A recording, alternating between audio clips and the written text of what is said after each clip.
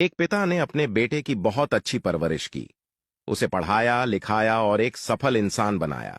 बेटा एक कंपनी में बड़ा अधिकारी बन गया। एक दिन पिता ने सोचा, क्यों ना बेटे के ऑफिस में जाकर उससे मिला जाए।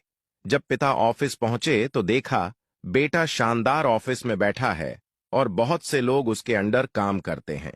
यह देखकर पिता को अपने बेटे पर गर्व हुआ। पिता बेटे के कंधे पर हाथ रखकर खड़े हो गए। फिर पूछा, इस दुनिया का सबसे शक्तिशाली इंसान कौन है?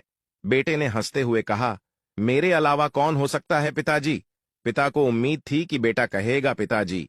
आप बेटे का जवाब सुनकर पिता की आंखें भर आईं और वो बाहर निकलने लगे। दरवाजे पर फिर पूछा, एक बार फिर बताओ, इस दुनिया का सबसे शक्तिशाली इंसान कौन है? बेटे ने इस बार कहा, पिताजी आप। पिता ने आश्चर्य से पूछा, अभी तो तुम खुद को सबसे शक्तिशाली बता रहे थे।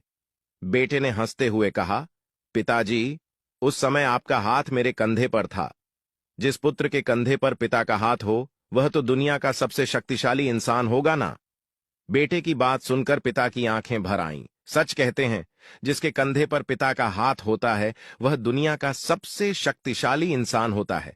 दोस्तों, अपने पिता के लिए एक हार्ट तो बनता है,